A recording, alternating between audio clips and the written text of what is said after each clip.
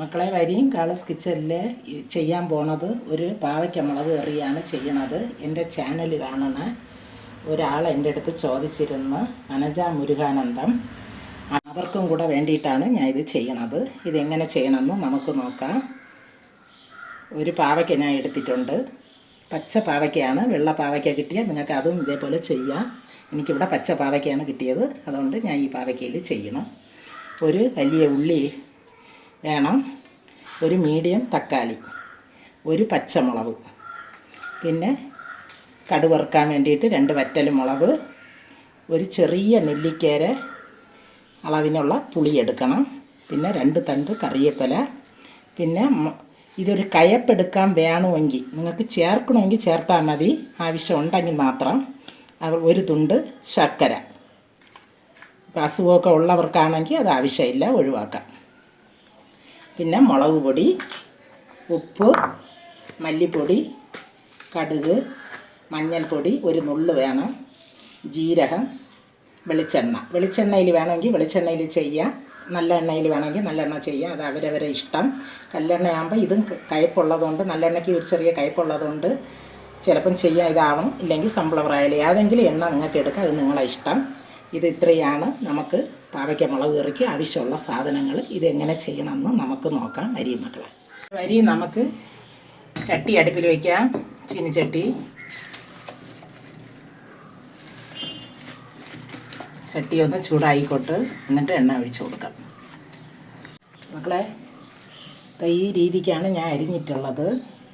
പിന്നെ നല്ല കഴുകി 4ആയിട്ട് കീറി ഇതേ കഷ്ണമാക്കിയിട്ടുണ്ട്. അതേപോലെ വലിയ ഉള്ളിയും അതേപോലെ തന്നെ 4ആക്കി 2ആയിട്ട് പിളർന്ന് അതിനെ 4ആക്കി ഈ രീതിക്ക് വലിയ ഉള്ളിയും അരിഞ്ഞെടുത്തിട്ടുണ്ട്. പച്ചമുളകും അതേപോലെ ഈ രീതിക്ക് എടുത്തിട്ടുണ്ട്. 4ആയിട്ട് കഷ്ണമാക്കി തക്കാളിയും അതേപോലെ തന്നെ നീളത്തിന് കനം കുറച്ച് അരിഞ്ഞിട്ടുണ്ട്. ഇത് നിങ്ങൾക്ക് ചെറിയ ഉള്ളിയിൽ ചെയ്യണതോടെയും വലിയ ഉള്ളിയിൽ ചെയ്യണതാണ് കുറച്ചുകൂടെ ടേസ്റ്റ്. കഴിയണതും വലിയ ഉള്ളിയിൽ ചെയ്യാൻ നോക്കി നിങ്ങൾ.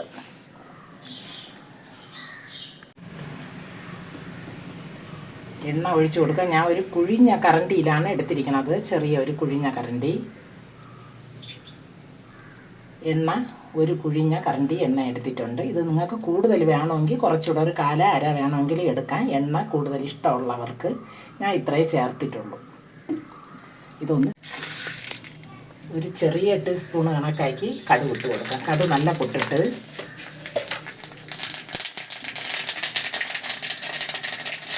ഒരു 1/4 ജീരകം ആവശ്യമുണ്ടെങ്കിൽ ചേർത്താൽ മതി. ഞാൻ ചേർക്കണം. ഇത് എൻ്റെ രീതിയിലാണ് മക്കളെ ഞാൻ ചെയ്യുന്നത്. വറ്റൽ മുളക് 2 എണ്ണം,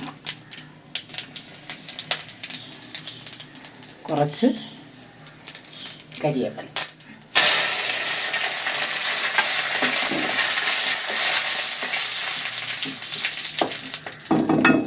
നമുക്കിതിലോട്ട് നമ്മളെ പാവയ്ക്ക ഇട്ട് കൊടുക്കാം.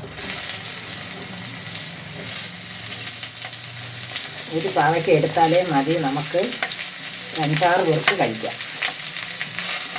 ഇത് ഒരുപാട് നമ്മൾ കഴിക്കില്ലല്ലോ, ഒരു ചെറിയ ഒരു ചോറിൻ്റെ കൂടെ ഒരു സൈഡിൽ വെച്ച് കഴിക്കണതല്ല, അതുകൊണ്ട് ഒരു പാവയ്ക്ക മതി. പിന്നെ ഒരുപാട് ഉള്ളവർക്ക് വേണമെങ്കിൽ ഒന്നുകൂടെ ഇടാം. ചെറിയ തീയിലിരുന്ന് ഒന്ന് കയറ്റിക്കിട്ടിട്ട്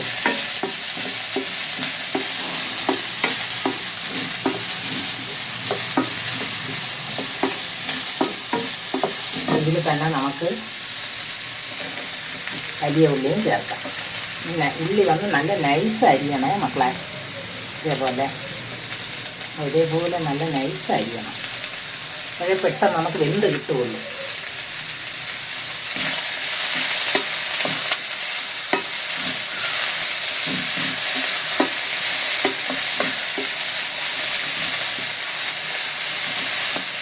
പച്ചമുളക് ഞാൻ 1 എണ്ണ എടുത്തിട്ടുണ്ട്. വേണമെങ്കിൽ നിങ്ങൾക്ക് ഒന്നുകൂടെ വേണമെങ്കിൽ ചേർക്കാം. നമുക്ക് എരിക്ക് കണക്കാക്കി എരിയുള്ള മുളകാണ്, അതുകൊണ്ടാണ് 1 എടുത്തത്. അതും ചേർക്കാം. ഇതൊന്ന് വരങ്ങി വരട്ട്, എന്നിട്ട് നമുക്ക് തക്കാളി ചേർക്കാം. പാവയ്ക്ക കളർ മാറി വരണം. ഇതാവണം, പച്ച കളർ മാറി വരണം. നമുക്കിനി ഇതിലോട്ട് തക്കാളി ഇട്ട് കൊടുക്കാം. അതും കൂടെ ഒന്ന് കുഴഞ്ഞു.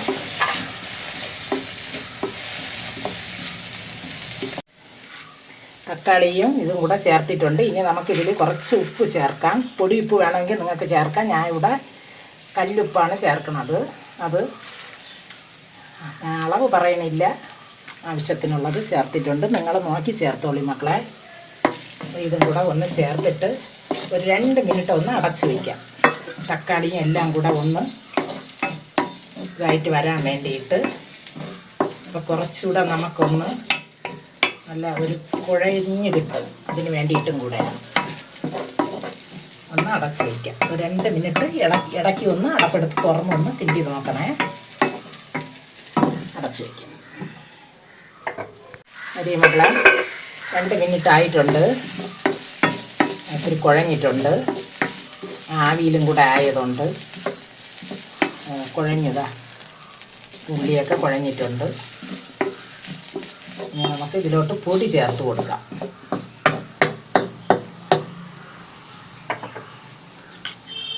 ഇത് ഞാൻ കാശ്മീരി മുളക്, പിരിയ മുളകുണ്ടല്ലോ, ആ മുളകും എരിമുളകും കൂടെ ചേർത്താണ് ഒരു സ്പൂണ്, ഒരു 1.5 സ്പൂണ് കണക്കാക്കി ഞാൻ ഇവിടെ അളന്നെടുത്ത് വെച്ചിട്ടുണ്ട്. എരിവ് നിങ്ങൾക്ക് കുറയ്ക്കണമെങ്കിൽ കുറച്ചിട്ടാൽ മതി.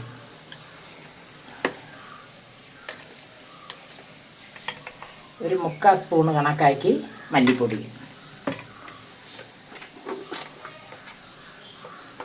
കുറച്ച് മതി മഞ്ഞൾപ്പൊടി, ഒരു കാലും വേണമെന്നില്ല, ഒരു നുള്ളു പോലെ അത്രയും മതി.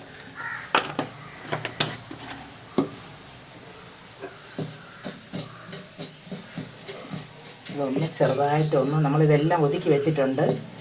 ഇതിൽ തന്നെ ഒന്ന് ഈ മസാല ഒന്ന് വറുത്തെടുക്കാം. എന്നിട്ട് എല്ലാം കൂടെ ചേർക്കാം. ഇപ്പോഴത്തേക്ക് ഒരു മിനിറ്റ് ഇതൊന്ന് ഇതായിക്കോട്ടെ. ആ കളർ നമുക്ക് കിട്ടും. നമ്മളിതിൽ എണ്ണയൊന്നും കൂടുതൽ ചേർത്തിട്ടില്ല. എണ്ണ വേണമെങ്കിൽ ഒരുപാട് ഒഴിച്ച് ചെയ്യണമെങ്കിൽ ചെയ്യാം. പക്ഷേ ഞാൻ എപ്പോഴും ഏത് കറി ചെയ്താലും എനിക്ക് എണ്ണ കുറച്ചേ ഞാൻ ചെയ്യുള്ളൂ. പ്രായങ്ങൾ പോണതുകൊണ്ട് നമ്മളത്രയും കുറച്ച് എണ്ണ ഒഴിച്ച് ചെയ്യണത് നല്ലത്. അതിന് വേണ്ടിയിട്ട്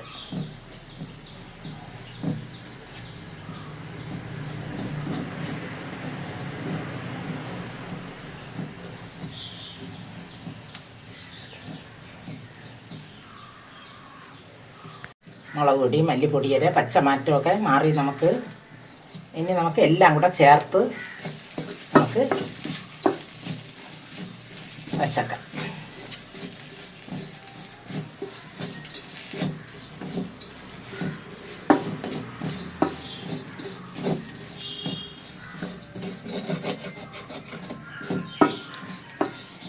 ഇതിലോട്ട് നമുക്ക് ചൂടുവെള്ളമാണ് ഒഴിച്ച് കൊടുക്കേണ്ടത്. ചെറു ചൂടുവെള്ളം കൂടെ ഒഴിച്ച് കൊടുക്കും. അപ്പം പെട്ടെന്ന് നമുക്കിത് തിളച്ച് കിട്ടും. പച്ചവെള്ളം വേണമെങ്കിലും ഒഴിക്കാം, അങ്ങനെയൊന്നുമില്ല. ഞാൻ ചൂടുവെള്ളം ഇരിക്കണോണ്ട് ചൂടുവെള്ളം ഒഴിച്ച് കൊടുക്കും. എല്ലാം കൂടെ ആയിട്ടുണ്ട്. ഇത് നമ്മൾ തേങ്ങ അരയ്ക്കാതെ ചെയ്യണ കറിയാണ്. തേങ്ങയ്ക്ക് ഇതിന് ആവശ്യമില്ല നമുക്ക് ഈ കറിക്ക്. ഈ പാവയ്ക്ക മുളക് കറിക്ക്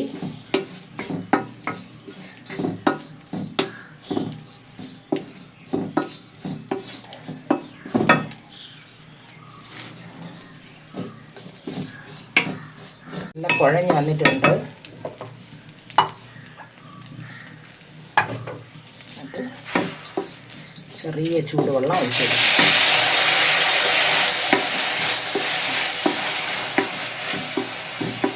നല്ല എരിവും ഒരു പുളിയും ഒരു മധുരവും കൂടെ ചേർന്ന ഒരു കറിയാണിത്. ഒരു കയപ്പ് എല്ലാം ഉണ്ടാകും ഇതിൽ.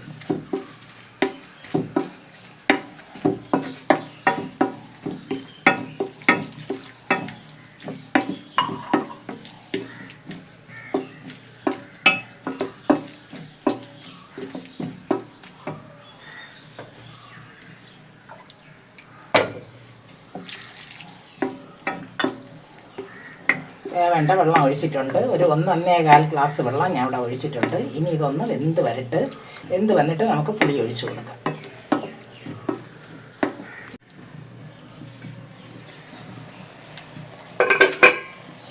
നമ്മൾ ഒഴിച്ചു കൊടുത്ത വെള്ളമൊക്കെ വറ്റി. ഇനി ഇതിൽ നമുക്ക് പുളി ഒഴിച്ചു കൊടുക്കാം. പുളിയും കൂടെ ചേർന്ന് നല്ല വെന്ത് വരട്ടെ.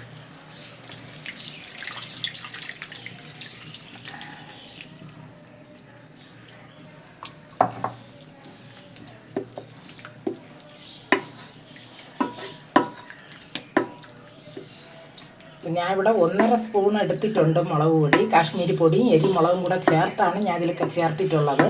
നിങ്ങൾക്ക് എരിവ് വേണ്ടെങ്കിൽ 1 സ്പൂണോ 3/4 സ്പൂണോ ഒക്കെ എടുത്താൽ മതി. എരിവിനനുസരിച്ച് നിങ്ങൾ ചേർത്താൽ മതി, നിങ്ങൾക്ക് എരിവിനനുസരിച്ച്. പക്ഷേ ഇതിന് ഇത്തിരി എരിവെണ്ണം വേണം, എന്നാലേ ഇത് കഴിക്കാൻ നന്നായിരിക്കും. അതുകൊണ്ടാണ് ഞാൻ കുറച്ചുകൂടെ മുളക് പൊടി ചേർത്തത്, 1.5 ഇട്ടത്. പിന്നെ ഇതിൽ 2 ഉപ്പും കുറവാണ്, ഞാൻ ഇട്ട ഉപ്പ്. ഇതിൽ 2 ഉപ്പ് കൂടെ നമുക്ക് ചേർക്കാം. കുറച്ച് ഒരു നുള്ളു പോലെ ഇട്ടിട്ടുണ്ട്. ഇതെല്ലാം കൂടെ ചേർന്ന് ഉപ്പും പുളിയും എല്ലാം കൂടെ ചേർന്ന് ഒന്ന് 5 മിനിറ്റ് ഒന്ന് വെന്ത് വരട്ട് അടച്ചു വെച്ച് കൊടുക്കാം. ആയിട്ടുണ്ട്. ഇടയ്ക്ക് ഞാൻ ഒരു പ്രാവശ്യം തുറന്ന് നോക്കി ഒന്ന് ഇളക്കി വെച്ച് കൊടുത്തിട്ടുണ്ട്. ഇതായിട്ട് നല്ല കട്ടിയായി വരുന്നു. ഈ നേരം നമുക്ക് നമ്മൾ എടുത്തു വച്ചിരിക്കണ ഈ ശർക്കരയും കൂടെ ഇടാം. ശർക്കര ആവശ്യമുണ്ടെങ്കിൽ ഇട്ടാൽ മതി മക്കളെ, നിർബന്ധം ഇല്ല. എന്നാൽ ഇടുന്നവർക്കും ഇടാം. ഞാൻ ഇവിടെ ഇടണം. ഒരു നല്ല ടേസ്റ്റ് കിട്ടും നമുക്ക് ഈ ശർക്കര ഇവിടെ ചേർത്താൽ. അതിന് വേണ്ടിയിട്ടാണ് ചെയ്യണത്. ഒരു 2 മിനിറ്റും കൂടെ ഇതൊന്ന് അടച്ചു വെച്ച് കൊടുക്കാം.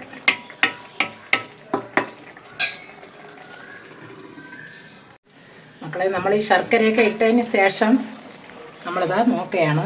തീയൊന്നും ഞാൻ എരിഞ്ഞിട്ടില്ല. ഈ കണലിലാണ് കിടന്ന് അത് വറ്റിയിട്ടുള്ളത്. എണ്ണയൊക്കെ നല്ല തെളിഞ്ഞിട്ടുണ്ട്. കുറച്ച് എണ്ണയെ നമ്മൾ ഒഴിച്ചിട്ടുള്ളൂ, എണ്ണയൊക്കെ തെളിഞ്ഞ് വന്നിട്ടുണ്ട്. അപ്പോൾ ഗ്യാസിലായാലും നിങ്ങൾ ഇതേപോലെ ചെയ്യുമ്പോൾ നല്ല സിമ്മിൽ വെച്ചാണ് ചെയ്യേണ്ടത് മക്കളെ. ഇത് നമുക്കൊന്ന് നോക്കാം. നല്ല കുറുവിയായിട്ടുണ്ട്. ഇനി ഇത് തണുക്കുമ്പോൾ കുറച്ചുകൂടെ നല്ല വറ്റി കിട്ടും നമുക്ക്. ഇപ്പം ഇനി ഇറക്കാം നമുക്ക്. ഇത് മതി നമുക്ക്, കണക്കുള്ള പാകം ആയിട്ടുണ്ട്. ചട്ടിയിലിരുന്ന് നമുക്കിത് വറ്റിക്കോളും കുറച്ചുകൂടെ. അതുകൊണ്ട് ഇപ്പം നമുക്ക് ഈ സ്റ്റേജിലോട്ട് ഇനി ഇറക്കാം. ഇതിനപ്പുറം നമുക്ക് വേണ്ട. ഇനി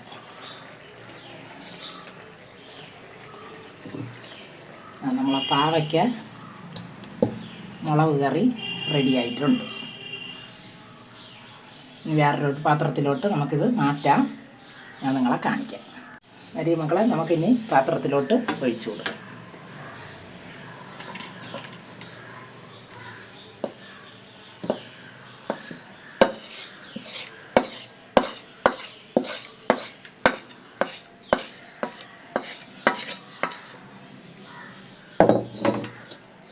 നമുക്ക് ചോറിൻ്റെ കൂടെ ഒഴിച്ച് നമുക്ക് വിരവി കഴിക്കാം, ഇല്ലെങ്കിൽ നമുക്ക് തൊട്ടും ഇത് കഴിക്കാം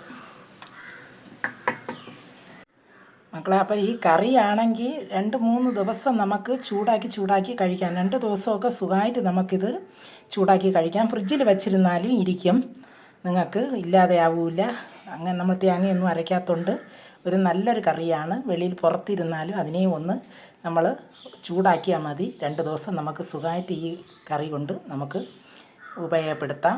അതേപോലെ നിങ്ങളെ വീട്ടിലും ഇതേപോലെ ചെയ്ത് നോക്കി മക്കളെ. ഇനി ഒരു വീഡിയോ ആയിട്ട് ഞാൻ വരും. ബെൽ ബട്ടൺ അമർത്തി സപ്പോർട്ട് ചെയ്യും മക്കളെ. നിങ്ങളെല്ലാവരും ചേർന്ന് വീഡിയോ കാണുന്നവരെല്ലാവരും എനിക്ക് സപ്പോർട്ട് ചെയ്യണം. ബൈ മക്കളെ.